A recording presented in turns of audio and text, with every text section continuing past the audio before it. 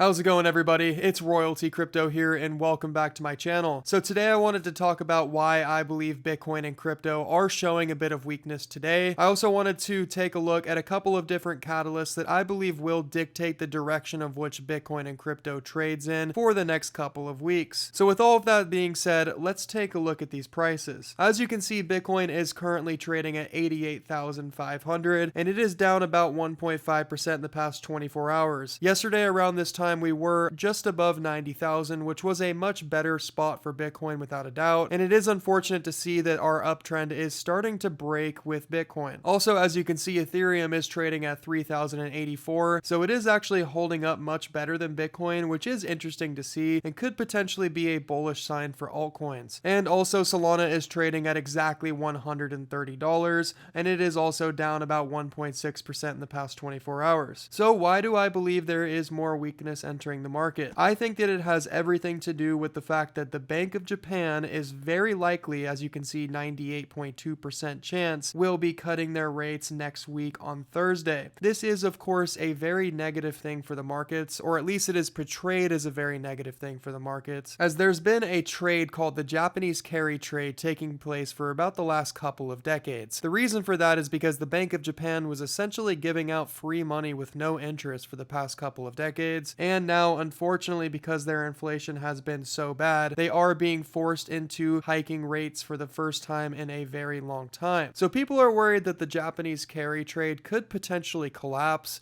which would, of course, force people who have been taking advantage of this trade and buying assets like Bitcoin, crypto, and stocks to potentially sell those assets and pay back their debts to Japan. So in my opinion, guys, I think that this is more FUD than not. I don't really expect this to tank markets. I think that this is most likely going to be a sell the rumor, buy the news event. So I wouldn't be surprised whatsoever if we continue to sell off for Bitcoin, crypto, and stocks leading into this decision on Thursday. And once this decision is finally made, it is likely that we could start to have a rebound. It's unfortunate that we just keep having different types of FUD enter the markets, and I do believe that this stuff is suppressing crypto especially. So once this is officially cleared up on Thursday, as long as it doesn't take markets, which I do not expect it to, I think that that will actually be a bullish thing because we can finally look past this. And as I mentioned earlier, Bitcoin is unfortunately breaking this trend line that it's been respecting for the past couple of weeks, although I don't think this is really that big of a deal.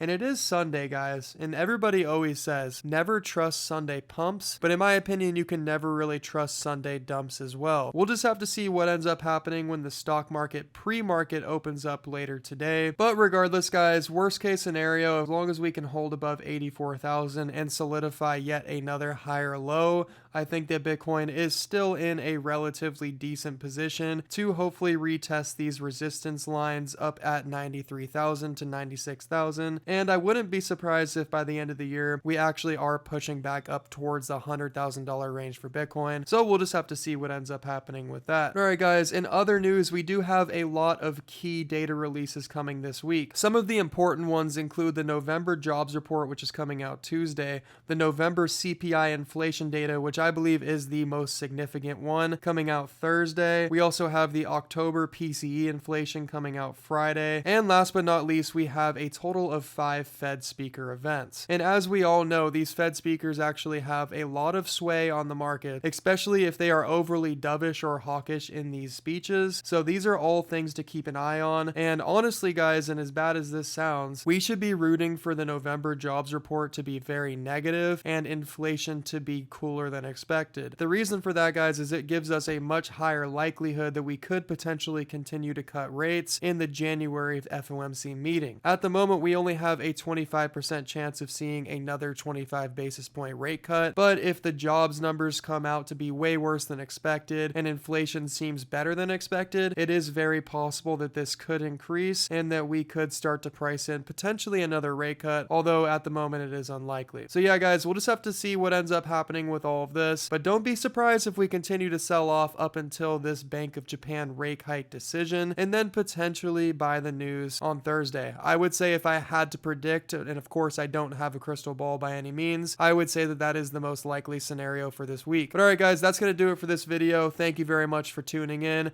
I hope you have a great rest of your weekend, and I will be talking to you next week. Peace.